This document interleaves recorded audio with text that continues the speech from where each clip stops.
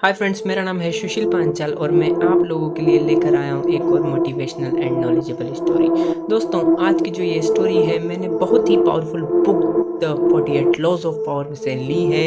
इसमें एक dedicated chapter है कि कभी भी अपने मास्टर से सुपीरियर मत बनी है, क्योंकि दोस्तों उस टाइम पे मास्टर और स्टूडेंट होते थे, लेकिन अभी के टाइम पे वो एम्प्लॉय और बॉस है। अगर आप अपने बॉस से ज़्यादा बड़ा दिखने की कोशिश करेंगे तो आप अपनी नौकरी भी खो सकते हैं। तो चलिए दोस्तों, इस स्टोरी के माध्यम से समझते हैं इस पूरे कॉन्सेप्ट को। चलिए शुरू करते हैं दोस्तों। गैलीलियो गैलीली एक इटालियन साइंटिस्ट था। 16th सेंचुरी की शुरुआत के दिनों में वो बड़ी प्रॉब्लम से गुजर रहा था, क्योंकि उसे अपने रिसर्च की फंडिंग के लिए रूलर्स पर डिपेंड रहना पड़ता था। गैलीलियो ने जितनी भी बड़ी डिस्कवरीज किए, इन्वेंशन किए, वह सब उसके रूलर्स को डेडिकेट थे। तब रिनेसेंस और टाइम के हर साइंटिस्ट को यही करना पड़ता था। जब उसने मिलिट्री कंपास का इन्वेंशन किया तो उसके दो ड्यूक ऑफ गेंगाज के सामने पेश करना पड़ा। उसने इस कंपास को यूज करने के बारे में एक किताब भी लिखी थी। ये किताब गैलीलियो ने मेडिसी फैमिली को दी थी। ड्यूक और मेडिसी दोनों बहुत इम्प्रेस हुए और उन्होंने गैलीलियो को एक स्टूडेंट दिए। हालांकि गैलीलियो ने कई ग्रेट डिस्कवरी की थी, फिर भी उसके रूलर्स हमेशा उसे सिर्फ गिफ्ट देकर उसे प्रोत्साहित करते। गैलीलियो हर चीज़ के लिए अपने रूलर पर डिपेंड रहते थे। अपनी रोजी रोटी चलाने के लिए उन्हें अपने रूलर्स का फेवर लेना पड़ता था। 1610 में गैलीलियो ने जुपिटर के मून की डिस्कवरी की। इस बार उसने एक नई स्ट्रेटेजी अपनाई।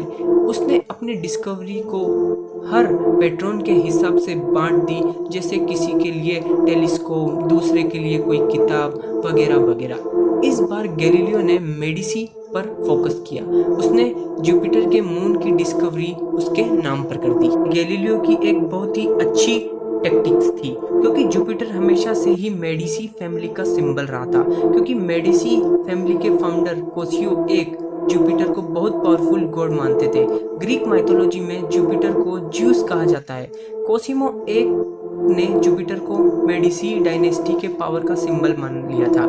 उसने 1540 में मेडिसी की फाउंडेशन की थी। गैलीलियो ने अनाउंस किया कि उसने जुपिटर के मून्स की खोज कोसिमो II के कोरोनेशन डे पर की थी। उसने सारी इटली और कोर्ट के आगे मेडिसी को ये ऑनर दिया कि जुपिटर के 4 मून हैं। गैलीलियो ने दावा किया कि चारों मून कोसिमो II और उसके 3 भाइयों का सिंबल है। चारों मून्स जुपिटर के चारों तरफ उसी तरह घूमते हैं जैसे मेडिसी के फाउंडर कोसिमो एक के चारों बेटे।